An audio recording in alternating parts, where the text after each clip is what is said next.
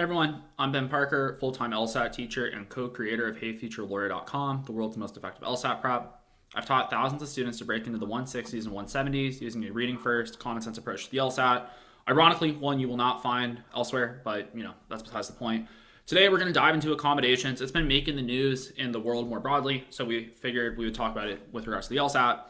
We're also going to be talking about why there's going to be fewer full rides this cycle, and it's actually fascinating how few people are talking about this, but the full ride law school system has kind of gone away. We're going to talk about that. And when you are ready to get a high LSAT score, check out everything at the link tree in the show notes. We have the best LSAT prep out there. It is actually so fantastic that as we speak, our developer is working on coding a 165 guarantee because we know, it's really just looking at the data. When we look at people that do certain thresholds of action, everyone scores a 165. Which I think it's hard for people to wrap their head around that because that is like what percentile is that? Like the 80-something-th percentile. And so people, I think, naturally are skeptical of such a claim. But we're putting our money where our mouth is. Like it is true that if someone does the work as we define it, which for those of you that are curious, the conditions are basically going to be studying for roughly an hour a day for 6 months. Consistency is the big one because a lot of people kind of have to studying every day where they study almost every day. We're setting it at an 85% threshold, but the difference between doing it 4 days a week versus 7 days a week is quite substantial. And 85% means that you can miss 1 day every 2 weeks, which I think is reasonable. And if people are I can't hit that, well, it's then yeah, but then I'm not guaranteeing you a 165. I can only meet you halfway. I can lead you to water. I can't make you drink. Anyway, I'm not sure when that'll roll out, probably.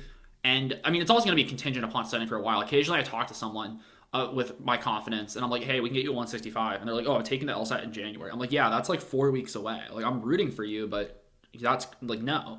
I can't, no one can guarantee you 165 because the LSAT as a skills-based test just takes some time to marinate in your brain, and that is a giant problem when you don't allow yourself the time to let it marinate. So with that, let's just get right into accommodations. So quick reminder for those of you that are not familiar, accommodations are different testing conditions for people depending on different brain conditions, disabilities, whatever. I am not a big believer in accommodations, for those of you that can't tell. And the reason for this is because I think it defeats the whole purpose of the LSAT. And I know this is not the most common take, so I would ask that you hear me out before immediately calling me whatever name popped into your mind. The purpose of the LSAT is to discriminate, and that was not the right word to use. Discriminate as a word has been it has a connotation now that has to do with nasty discrimination. Discrimination just means differentiating. You discriminate between chocolate and vanilla when you have a preference. Now, that also is not the best analogy to use now that I think about it. But what I'm trying to say is the word discriminate, as the definition is written, which I will pull up, is discriminate. To make, you know what? The first definition is exactly what I thought was the unfair definition. But the first definition is to make an unjust or prejudicial distinction in the treatment of different categories of people, especially on the grounds of ethnicity, sex, age, or disability. So that's not what I mean when I meant discriminate. I meant definition 2, which is recognize a distinction or differentiate. The LSAT is meant to differentiate, and maybe that's a more proper word. It is meant to differentiate who is good at a few skills, which is 1, are you good at the English language? And that is really the main skill. And then 2, are you a hard worker? Because if you're a hard worker, even if you come in not that good at the first skill, you can get good at it. Now, if you're a really strong reader, if you have a really strong vocabulary, you don't have to work that hard to get a good LSAT score. But if you do work hard and you do not come in as a strong reader, you will get to a high LSAT score. This is the other kind of nasty truth about the LSAT world that I think people are unwilling to say in my position because it actually turns accountability back onto the student. But the reality is that anyone can get a rather good LSAT score with proper effort. And maybe I'm peeling back the curtain way too much when I say this because no one else in my position does say this, and maybe I'm just the one who's dumb for business and I'm just willing to alienate people, whereas the other companies are well, let's just not mention it. But it genuinely is true that if you do the work, there are not exceptions. And I know people are oh, but look, what about my cousin Terry? Terry studied really hard. I'm telling you, Terry, unless Terry is legitimately disabled, which sounds bad when I say that, but unless you are legitimately disabled, you can get to a 160 with proper effort. That doesn't mean day one you're going to score 160. You're not. But if you don't give up and you keep actually trying and studying properly, which that's a whole other caveat, is you do actually have to study properly, you will get to a high score. Anyway, so where were we? Accommodations. Accommodations on the LSAT are giving different conditions to people based on different situations that they find themselves in. which I find to defeat the whole purpose. Like we talked about, the purpose of the LSAT is to sort people into buckets, which is inherently discriminatory. It is going to be putting some people in the these people are good bucket. It's going to put other people in these people are bad bucket. If everyone gets a high score, the LSAT is pointless because then everyone's just getting a high score and it doesn't tell you anything about the people with high scores. It just says everyone gets them. Similarly, if everyone gets a low score, it's pointless because that just means everyone's a dummy. So the value that the test has is that it says here's the people that are good at this and here's the people that are not. I think it's actually a very fair system because anyone can get good at these skills, and as such, it is more of a reflection of both effort and intelligence. But truly both. Like if you are someone who's like, I'm not naturally good at this, you can get good at it. So where was I? So accommodations change the conditions. If you have accommodations, you get bonus time on the LSAT, and part of what makes the LSAT so difficult is the very finite window in which you have to take it. If you are not accommodated, for example, I wasn't, when you take the LSAT, you have 35 minutes per section. And those 35 minutes are rather tight. You have roughly 25 questions per section to answer, giving you about 90 seconds per question. Now, that is a little bit harder than taking it under accommodated time. For example, if you take it under accommodated time, you get 53 minutes. That's the standard accommodation, which is time and a half. You can also have double time, which is 70 minutes. This makes the test easier. People occasionally say that this is leveling the playing field, which is, I believe, taken to be a polite thing in polite society, where we just like end the conversation there. That is false. It is not true. Accommodations are unfair. People with accommodations are taking an easier version of the test, and in almost all situations, they are unjustified. Because who needs bonus time on the LSAT? Who is that helping? Well, it's helping people who are bad at the skills, and that's the whole point of the test. The whole point of the test is to recognize who's good at this and who's not good at this. And if you need extra time to get the same score, you are inherently not as good at this. And we have come to live in a society where the recognition of this fact is somehow, like I know I'm immediately catching downvotes and people that don't like me for even being willing to say what I think all of us that think deeply about this actually recognize, which is that this is not a fair solution. Because the other thing is, who has most of these accommodations? What are the conditions that have them? Because I think we all agree with the edge cases, people should get accommodated in terms of like, accommodating them, the actual sense of the word. Like we're going to make it a fair system. Say you have cancer and you need to stretch in between sections, which is the history of where LSAC accommodations come from. Someone with leukemia wanted to stretch between sections. LSAC said, nah, and they sued them. I think it's very reasonable to say that that person should be allowed to take it under different conditions because those conditions do not materially affect that person's score. Does being able to go and stretch between sections, is that really an advantage? Is that person now going to score 10 points higher than their competitors because they stretched? I think we can all understand why that is not the case. They're still taking the same test under the same conditions. They're just not doing so in excruciating pain because of their cancer. So that is a very reasonable accommodation that I think basically everyone agrees with. It very quickly expanded from that because what happened was that person sued and LSAC lost. And now as a society, we've decided that learning disabilities, which I don't know how to describe them, but I'm unconvinced of the validity of many of them. At least, anyway, the point is that anyone can shop around and get accommodations, specifically richer people, and they tend to. Not that I care that richer people get them, but I do think the fact that it correlates so heavily with income really reveals that this is not an actual condition that people tend to have, but rather a willingness to go get diagnosed. Because what happens is now you can get them for ADHD, anxiety, dyslexia, etc. And perhaps it is harder to take the LSAT if you have ADHD or dyslexia. In fact, I will grant that it is. It is also harder to take the LSAT if you are of lower IQ. Should we give accommodations for lower IQ people? Or is the whole purpose of the test to discriminate? I mean, I should really stop using that word. Differentiate between the people that are good at this and the people that are bad at this. Because at some point, we've lost the plot. The point of the LSAT is not to be fair. It is not for everyone to be able to achieve. Some people are supposed to not achieve. And I will also caveat that when I talked earlier about how everyone can get to a high score, part of that is that I do genuinely recommend basically everyone I work with gets accommodations. It's a prisoner's dilemma. Because I am probably the most vocal, outspoken critic against accommodations because most people just are unwilling to step in the waters that I am in terms of saying that I don't think they should exist. Now, I'm a big believer in truth, and I'm willing to go in the kind of dark places that I know earn me the antithesis of fans, people that really dislike me. I just don't care. Well, I do care, actually. I don't like being disliked, but I dislike not telling the truth more. So even though I don't love the fact that people will dislike me for saying accommodation shouldn't exist, because people will call you very nasty names for the take that I just said. I mean, some of you probably had that reaction of this guy's awful, he's ableist or whatnot. And the answer is, if being in reality is ableist, then yes. I just don't think that that's, I don't think less of people with disabilities. I mean, does anyone? Unless you're a true piece of shit. But I am also willing to say, hey, if you're not good at reading and thinking, and that's what the LSAT is meant to test, should we be fixing that? Or is this maybe the test telling you what it's supposed to tell you, which is perhaps this is not the field for you? Not everyone's meant to be a doctor. Not everyone's meant to be a lawyer. Not everyone's meant to be a politician or a police officer or a farmer. Like, we all have skills in this world, and we all have lacks of skills. And eliminating the lacks of skills does not solve the solution for, like, it doesn't solve someone with ADHD. Because that person still has ADHD. They're still going to have it when they get to law school, in which they have to take exams. They're still going to have it when they get to the bar.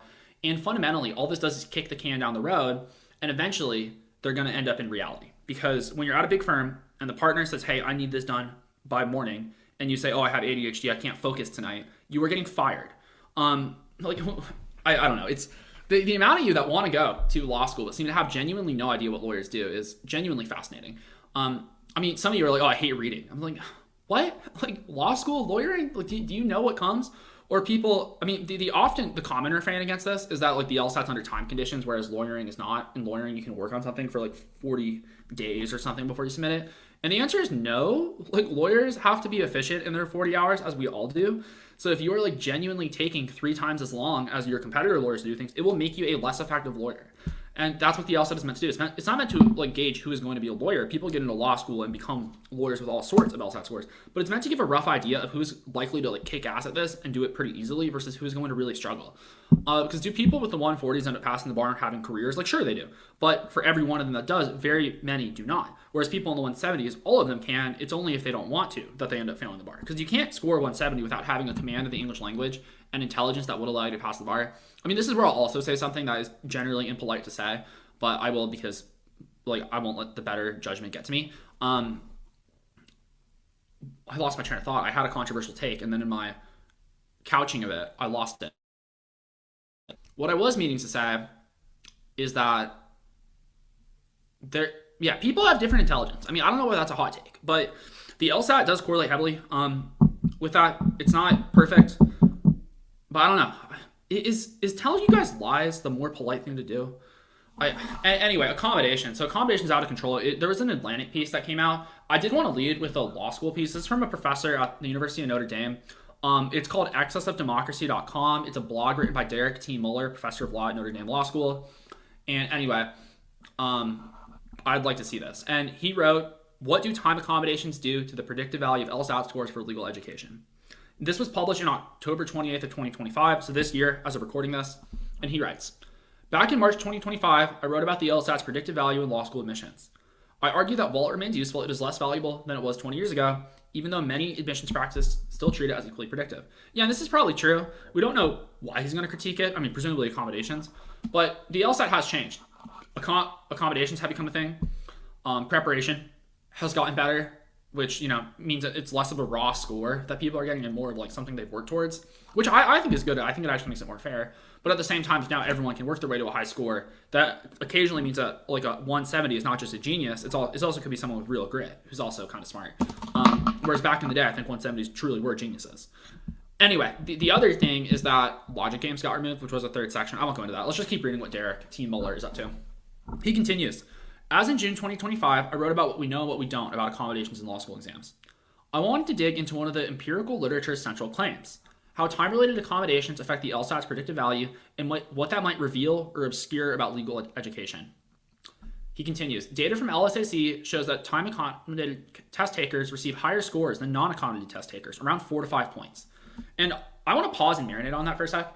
People with accommodations are scoring higher by 5 points. That's not a small difference in law school admissions. There's 150 and 155, huge.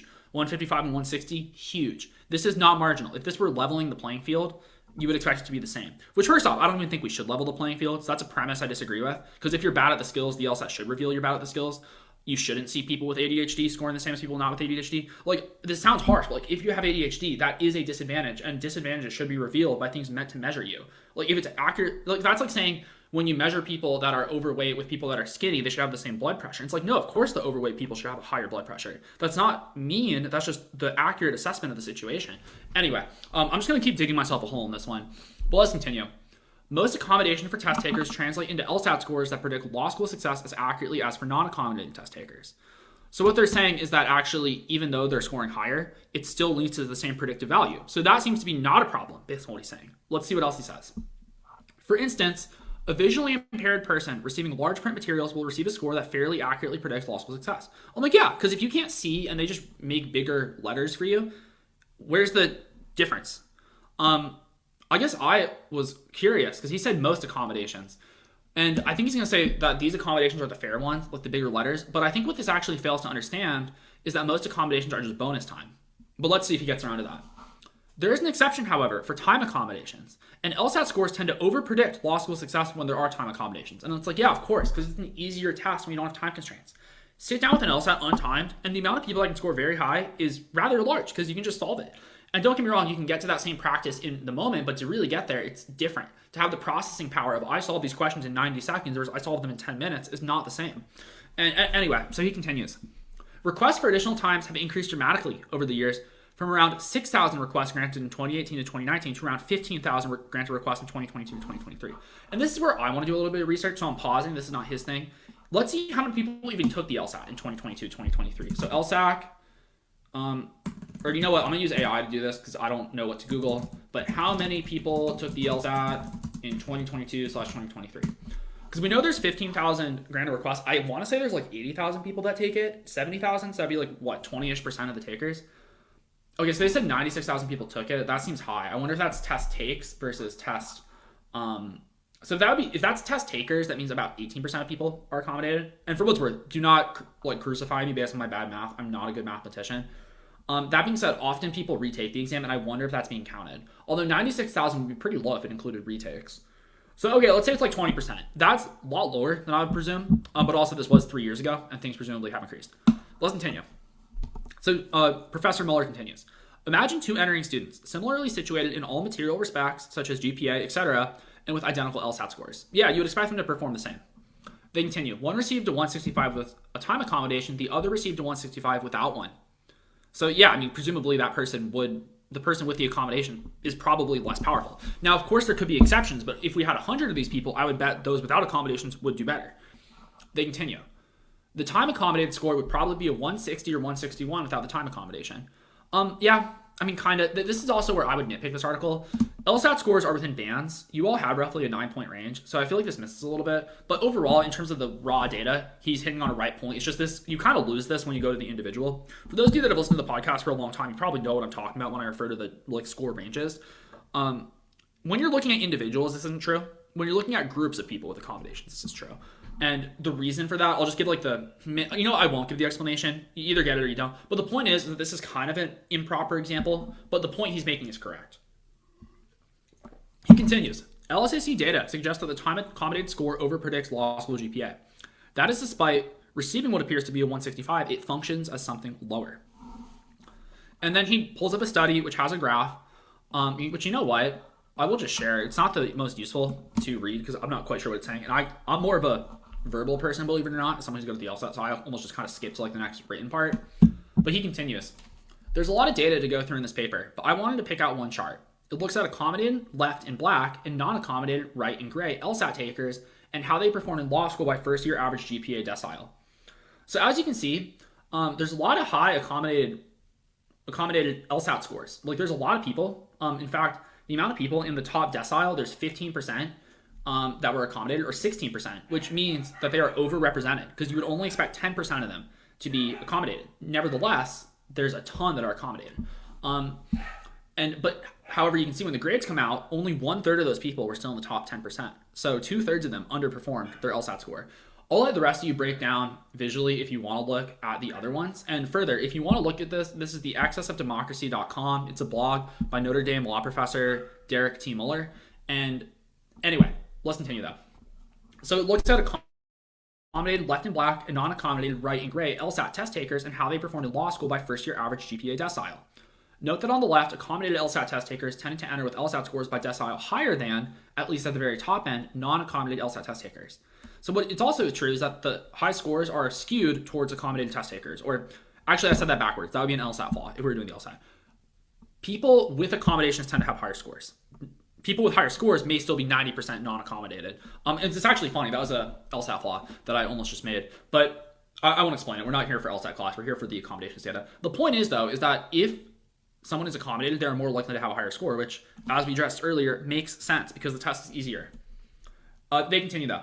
But they are dramatically more likely to end up at the bottom of the grade distribution. So even though these people are coming in with higher scores, they are actually the most likely to end up with the worst grades. They continue. Nearly 20% ended up in the bottom decile of the first year GPA, just 10% in the top 20% of the class. So yeah, they're underperforming. And this is from 2002 for reference, so this was a while ago, but nevertheless. They continue. A report in 2009 revealed a similar result, with less dramatic skewing at the top among LSAT scores and somewhat less dramatic first-year GPA decile performance. So in the 7 years since, from 2002 to 2009, both of which are a long time ago, but it did smooth out. They continue. Here's how one scholar summarized these in a 2017 study's findings. The LSAC has conducted several similar studies. These various researchers examined the performance of 121,000 law students who had taken the LSAT without accommodations and 880 who had received extended time. So we have a much larger sample of non-accommodated, but okay, sure. As with the MCAT, the two groups' LSAT performance was almost identical. But following their first year in law school, the group who received extended time obtained an average grade that was almost half of a standard deviation lower than the unaccommodated group. So people with accommodations are getting worse grades. These researchers also found that even when LSAT scores and students' undergraduate GPAs were combined into an index to predict law school performance, the index overpredicted performance of students who received extended time on the LSAT, with residuals between 3 and 4 points on a scale with standard deviation of 10. Interestingly, the researchers also ran regression models comparing non-accommodated students to those who received accommodations other than extended time, and found that the latter group's law school performance was actually underestimated, although with a residual of only about 1 point. I don't know what that means for any of you listening. I just know. I'm getting the takeaway, which is that accommodated LSAT scores are not nearly as predictive. They continue. Although only one outcome, first-year law school performance, was examined in the study, the LSAC has replicated the results across multiple samples and cohort groups. The authors of all 3 studies concluded that LSAT scores obtained with extended time were simply not comparable to those obtained under standard time allotments. And so the obvious solution to this, which to be fair is not actually a workable solution because LSAC would get sued by they would get sued by plaintiffs under the ADA. The ADA is the American Disabilities Act, and the solution would be to just tell people who got accommodations, because then law schools can make their own value judgments as here's someone who got accommodation, here's someone who's not. Like I have someone who got a 177 this year without accommodations. They're a podcast listener, so what's up? They did it without accommodations, and I mean they were joking. They wrote me a note like if only there was a way to tell them that I did this without accommodations, because it would make their 177 more powerful, and yet you can't without coming off as like a total like jackass, for lack of a better term. But nevertheless, that 177 is much more impressive because you did do it under real conditions. And further, we've had a lot of LSAT inflation these past few years. Like I as an LSAT teacher, I will tell you most of the people I work with have accommodations. Like it is not 20%, it is well over 20%. And it's because I mean, part of it is probably selection bias, which is I tell people to get accommodations. I tell them it's an advantage. You can all get it. This is going to likely determine your financial future. You should probably get it. I tell them I would get it if I were taking it again, and I would, because like anyone qualifies. LSAC has made the accommodations so simple to get, I think out of fear of being sued, that truly anyone can get them. So it's not that I don't qualify. I do qualify. It's that everyone qualifies. It is too broad of a definition. Anyone can point to some mental thing that they have. Like I'm relatively OCD. I do a lot of things. I mean, the big one, I time everything I do as an adult. Like fun fact, I'm timing this right now. If I pull up my phone, it'll have a timer running. We're at 48 minutes. Anyway, the other thing is when I was a kid, I used to like lock and unlock doors over and over and over again. That's besides the point though. The point is that all of you can stretch to something and point like, hey, here's my issue. Here's why I should get accommodations. Whether or not it actually makes you worse at the LSAT. Does my OCD make me worse at the LSAT? I'd argue it makes me better at the LSAT because I study hard. I don't miss days of studying. And because of that, like when things are important to me, I don't miss them. Anyway, so they continue. Admittedly, these predictive validity studies generally have 2 limitations. First, they clearly confound large disability status and time allotment, making it unclear if the differences in prediction functions are due to the extended time per se or due to the nature of the student's disabilities. So yeah, there is the question of like, why are they failing in law school? Is it because dyslexia is a giant problem in law school, or is it because they had bonus time on the LSAT? I would argue it's the first, which is that they have a disability. But that's why giving them an easier version of the LSAT is such a problem, because you're giving them an easier version of the LSAT, but this person does not have the skills the LSAT's meant to measure. Anyway, they continue. It would be preferable, albeit impractical, to also examine the performance of non-disabled students with accommodations and students with disabilities who do not receive accommodations. Well, I would argue that the people are non-disabled who have accommodations, largely speaking, because the fact is most people that get accommodations, at least from what I can perceive, just do not need them by the the general definition we tend to operate, which is like someone's legitimately disabled. To be fair, I think a lot of the people that consider themselves legitimately disabled also do not deserve accommodations, because like if you have ADHD, I don't think you should have accommodations. Like I'll just say it. If you have anxiety, dyslexia, bipolar, like why? Like you have mental stuff, which we all do. Not to like minimize what you have. Like I'm sure your stuff is worse than mine. I don't know your life, but I'm also saying that that's not the point of the LSAT. The LSAT is not meant to be fair. The LSAT is inherently meant to be unfair. That's the whole point, is that it's meant to sort. And if it's not sorting, it's not doing what it's meant to, and then it's not predicting law school grades. Because we live in reality, and we can push off the fact that some people are going to win this game and some of them are going to lose this game, but eventually it always comes crashing down, and that's what's happening in law school, because they have a very harsh curve where the top end of the class gets good grades and the bottom half, or the top part of them gets good grades and the bottom part does not. And anyway, that's besides the point. They continue. Despite these limitations, some users should know that scores from students who receive extended time accommodations often have a different meaning from other scores, even if the reasons for this are not entirely clear. Well, it is actually entirely clear. It says the LSAT under unlimited time is easier, and as such, it's not revealing as much about the person. So like the author of the study, who's like a scientist, and they have to like clearly defend all their claims. I can just say it. It's because it's an easier version of the test, and when you take an easier version of the test, of course you're going to have more right answers. Like duh. So I'll go out on a line. Anyway. Derek T. Muller continues, because that was all an excerpt from another article, and he says, the second point is worth emphasizing, and I'll return to it in a moment. Admittedly, these are older studies with small cohorts of students, and you can read the studies for additional possible limitations. The LSAT has changed substantially in recent years, and the number of accommodated test takers has increased significantly. And it is possible that time accommodations in law school were less prevalent in an earlier era, when accommodations on the LSAT were perhaps issued at a higher rate than in legal education. These findings provide useful practices in law school, a subject of my June 2025 post. According to the op-ed, and this was about Pepperdine, for those of you that aren't aware, Pepperdine had like some crazy amount of accommodated law students. They continue. Pepperdine students say many of their classmates who ranked near the top of the class made it onto the law review and secured competitive jobs at major law firms received extended times on tests. The university denied that students with disabilities are disproportionately represented in these groups. So, what the point that he's making is that now people get accommodations in law school, and so maybe it's not as much of a disconnect between the LSAT and law school. I would still argue that's unfair.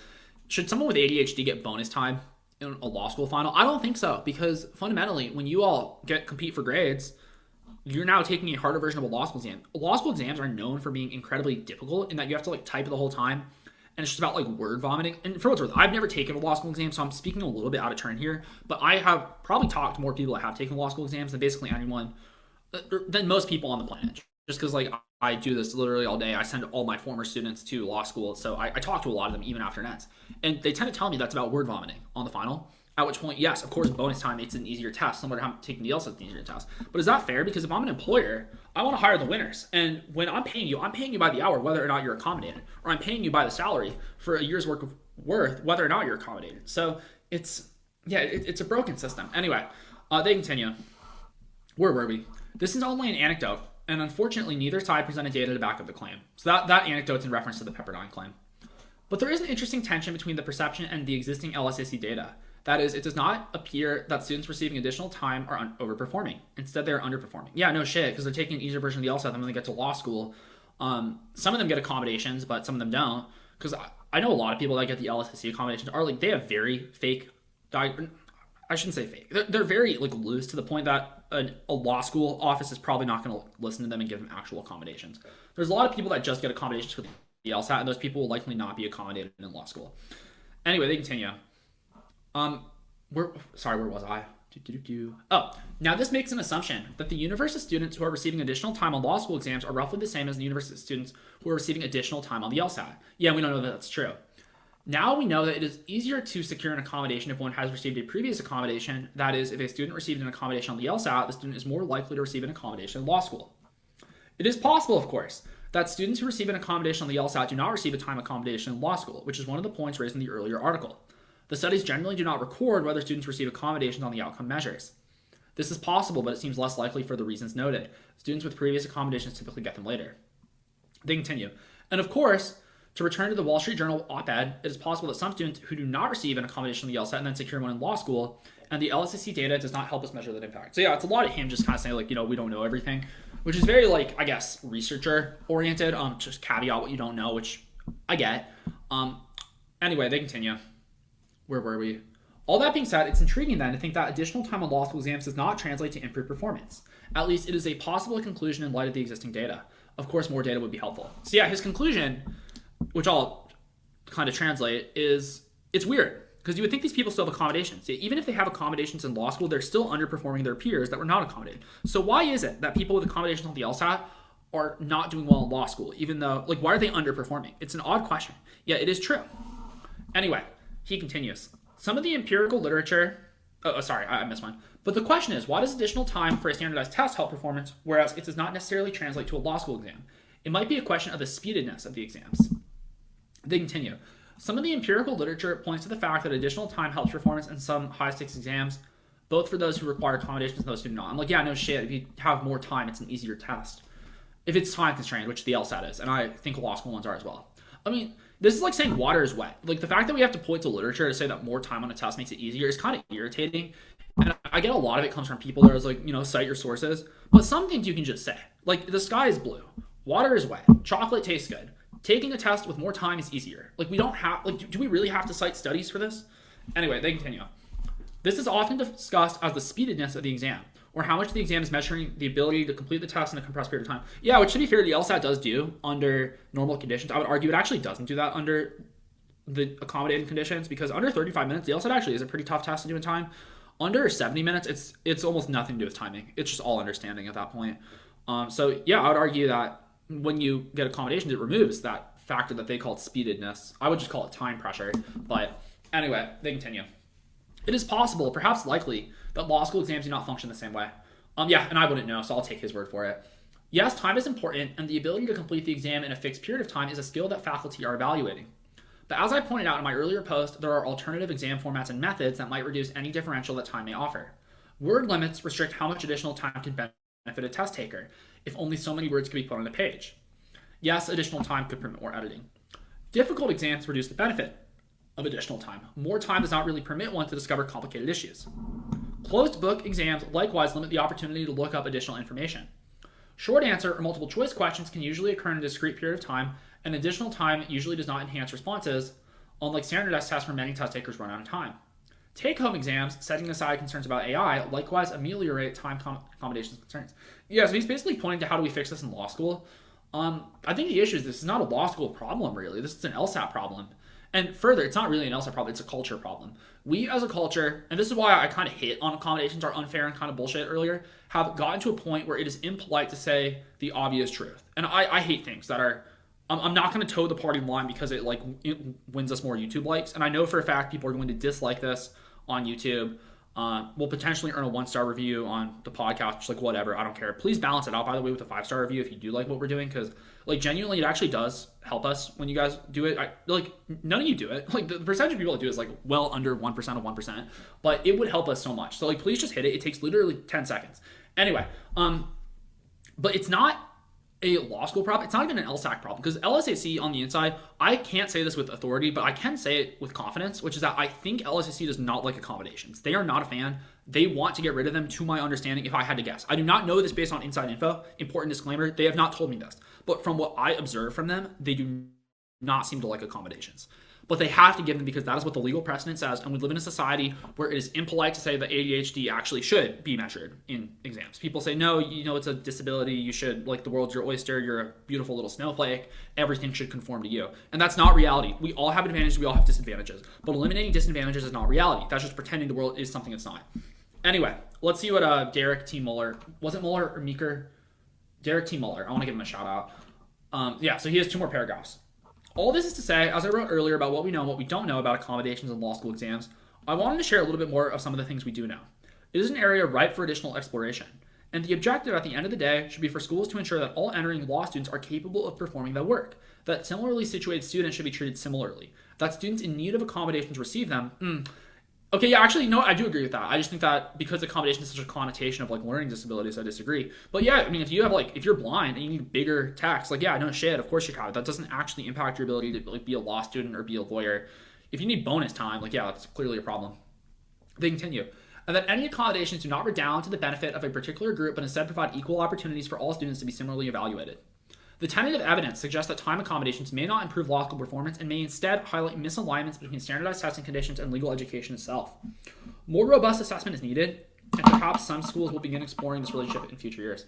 So yeah, I mean, basically it's just saying like very academic, like, here's what's up. Now, I'm not quite as academic. I think that's somewhat my charm. It's also somewhat why people sometimes don't like. I mean, for what's worth, I'm good at what I do. I just also don't pretend. I don't feel the need to pretend to be like all HR, and I'm very outside of the system. So I don't need to like caveat shit because I'm willing to like put myself out on a line because I'm very confident in the things I say and I reason to them. Anyway, yeah, so he's like further investigation would be good, which agreed. Also, this is clearly a problem. I don't like one claim he says in this final paragraph. He does say it instead may highlight misalignments between standardized testing conditions and legal education itself. But here's the issue. The LSAT under standardized conditions is a very good predictor. The issue is when you get rid of the timing. It's not. So the issue actually isn't the standardized testing conditions. It's when you remove the standardized testing conditions. The LSAT only loses its predictive value when you start messing with the variables, which like, yeah, no shit. When people take a different version of the test, of course you can't compare it because now you're comparing apples to oranges. You have to compare apples to apples. And if you're having some people take it with extra time and some people take it with normal time, that's what's throwing off the outcome. Not the fact that standardized testing is bad, but rather that it's no longer standardized. We're losing the meaning of that word. Standardized means the same conditions. It's the same. You don't get different outcomes. But accommodations are inherently changing the outcomes. Anyway, that's accommodations. What else do we have? Also, quick note, just to end on it, you all should get accommodations. Like, despite this, like, supposedly meaning that your predictive value of your law school grades is going to be worse, that is true. But also at the same time, this could save you, like, legitimately $50,000 to $100,000 in law school. Like, let's assume it does get you 5 points, which is what the LSAT data shows. Now, I'm kind of misreading that data because that's the difference in groups, whereas we're talking about you as an individual. But nevertheless, the point is that people with higher or accommodated test scores do tend to score higher, and that makes sense on an individual level because it is an easier test. The LSAT is incredibly consequential for your future. If you're listening, it is going, and you're going to law school, it is going to likely set you on the path for what school you go to and what price you pay. To not do everything in your power to get your highest score is insane to me. And even if I personally disagree with accommodations as they exist, I don't think they should exist, period.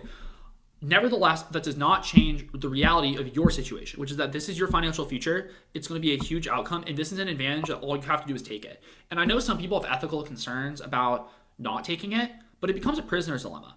Because if you don't take it and your competitors do, now they're taking an easier version of the LSAT. And when it comes to admissions, you're all compared next to each other. And because you're all compared next to one another, you may lose out on your spot because you have a 160 and they have a 165. And if that's the situation, they're going to win. And of course, there's not individuals. Like, you never get compared one by one. But in the aggregate, in the whole pool of applications, it may bump you down in where you fall in the distribution to the point where you don't make the cutoff to either get in or to get the scholarship that you want. And that can be a huge difference in your life. So all of you should go get accommodations. It is so easy to get them. It gives you an advantage. Also, I really dislike them and I hope they go away. But with the way it exists now, you are a sucker if you don't get them because you're playing it by a harder game. I do not have accommodations. I will say that. Because, like, well, for one, I would have gotten them. Like, I'm not pretending to be holier than thou. Like, look at me. I mean, I did take the LSAT in a harder version. So, like, that's cool. I guess my law school performance would have been predicted higher than many of the people that have accommodations now and have higher scores. Nevertheless, I mean, once again, you guys should all get them. Anyway, the reason this was prompted, because this was posted back in October. There's a piece in The Atlantic posted on Tuesday, I believe, which is about accommodations. Now, I don't have an Atlantic subscription, but I can read the first couple paragraphs. And honestly, we don't want to read too much more than that because, you know, this one's going along as is already. And I haven't even read any of the mailbag emails we have. Well, let's see. So they wrote, administering an exam used to be straightforward. All a college professor needed was an open room and a stack of blue books. At many American universities, this is no longer true. Professors now struggle to accommodate the many students with an official disability designation, which may entitle them to extra time, a distraction-free environment, or the use of otherwise prohibited technology. The University of Michigan has two centers where students with disabilities can take exams, but they frequently fill to capacity, leaving professors scrambling to find more desks and proctors. Juan Collar, a physicist at the University of Chicago, told me that so many students now take their exams in the school's low distraction testing outposts that they have become more distracting than the main classrooms. All right, so that's just kind of the situation. Now, I was in college from 2018 to 2022. For those of you that don't know, I'll just say it. And I remember at the start of the semester, a professor saying, like, if you have accommodations, talk to me, we'll, like, figure things out for you. I don't remember it being a substantial percentage of the class. Like, when we took our exams in the giant lecture halls, I never noticed people gone. So I think there certainly were people with disabilities. But my point in bringing this up is that even a few years ago, at least from my sample, which was at the University of Colorado, in 2018, 2022, I was in biology courses and poli-sci courses largely, because those were my two majors. people did not really have accommodations, or at least not to my. I mean, maybe they did. Maybe I just didn't notice that people were gone. But I don't recall it being a big thing. And further, there could be a lot of things. Maybe that could be like where I lived. Maybe that could be the school I was at, the majors I was in. But my point is that even just a few years ago, I didn't notice this. And maybe I was blind to it. Maybe I just didn't see. Anyway, they continue. Accommodations in higher education were supposed to help disabled Americans enjoy the same opportunities as everyone else. Yeah, and I think where it starts, like we all agree, like if you're in a wheelchair, if you're blind, if you're deaf, should we like help that person? Like I think, like yeah, no shit, we should help that person. Like we want to be inclusive. But very quickly it goes to the things. Anyway, I've done my whole speech on that. No one should be kept from taking a class, for example, because they are physically unable to enter the building where it's taught. Agreed. Over the past decade and a half, however, the share of students at selective universities who qualify for accommodations, often extra time on tests, has grown at a breathtaking pace. At the University of Chicago, the number has more than tripled over the past 8 years. At UC Berkeley, it has nearly quintupled over the past 15 years. So yeah, basically they're saying it's really increased. They continue. And my access ends here, and I don't really want to sign up for a free trial, nor do I want to pay for journalism. No offense to journalists, we love you, but also I'm not paying for the Atlantic. They continue. The increase is driven by more young people getting diagnosed with conditions as ADHD, anxiety, and depression, and by universities making the process of getting accommodations easier. This change has occurred disproportionately at the most prestigious and expensive universities. At Brown and Harvard, more than 20% of undergraduates are registered as disabled. At Amherst, that figure is 34%. Not all those students receive accommodations, but researchers told me that most do. The schools that enroll the most academically successful students, in other words, also have the largest share of students with disability that could prevent them from succeeding academically. So yeah, I mean, it ends there, and we don't read the rest of it, but what it's basically saying is that accommodations are spreading, which completely matches what I see. Like, people have accommodations so much on the LSAT, it is widespread, and it helps. I mean, as we just talked about with Garrett T. Muller's breakdown, it leads to the scores being not predictive. And so standardized tests are losing their power, as are GPAs. I mean, I think I've mentioned this in the past on the podcast, but high GPAs are less important, or they're not predictive. When I talk to someone with a 4.0, there are people with 4.0s who I don't understand how they got 4.0s. Most people with 4.0s are generally impressive, but in recent years, for like recent college grads, they're less powerful. There's a lot of kids with 4.0s who genuinely don't have good work ethics, because like I see their LSAT data, and maybe they were really good workers in school, but they're not good workers on the LSAT. And I kind of feel like an old man yells at cloud here, because I'm 26 for those of you that don't know. But has it really gotten that bad in just a few years? And then further, I've talked to people that are in their like early 30s, late 20s that have worked with me and then gone to law school, and some of them have had really low GPAs, and they've been very impressive. Now, part of this could be due to the fact that they've matured, and maybe they actually were dumb when they were 20 years old. But part of me also wonders, has school gotten that much easier over the past few years? I don't know. Maybe it has. Maybe it hasn't. But anyway, that's accommodations. What else do we have? I had a few bullet points to hit on. So the other thing, I didn't get to this, but there's a lot of disparities in who gets accommodations. It tends to skew very heavily with people that have wealth, which like is probably true for multiple reasons. I mean, you could argue it's because they are more willing to spend the money on it to go like doctor shopping, which is true. You could also argue that their parents care more about taking every advantage, which is probably true. I mean, anyway, rich kids tend to have accommodations more, though, is the like punchline of that. But that's what's up. There's also an article, which I was thinking about reading, but it's about the impact of the ADA generation's impact on employer requests for accommodations and leaves based on disabilities. This was from Tannenbaum Halpern. I think it's a research company. I don't know. You know what? We can rapid fire it. This will just end up being a pure accommodations episode. If you're here for other LSAT advice, like, sorry, this is going to be a weird one. But let's read it, because I think it's interesting, and I do kind of want to read about it in the workplace. So they write, and this is the ADA generation's impact on employee requests for accommodations and leave based on disabilities. I'm actually going to link all these articles in the show notes if you want to reference them yourself. And will probably be a very fascinating episode for many of you, and probably a bunch of people are no longer here because they came for LSAT stuff, and instead they got disability ranting.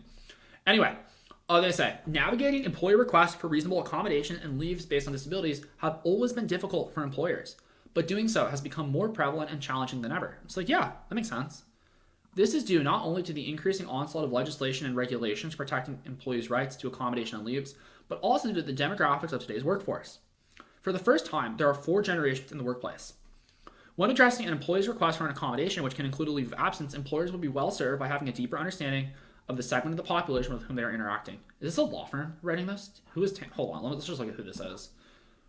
I don't know what this is. Am I reading AI generated? I hope I'm not reading like AI generated slop. That would be a bummer. And now my computer's freezing on their homepage. And I mean, it looks real, because they also have some real graphics here.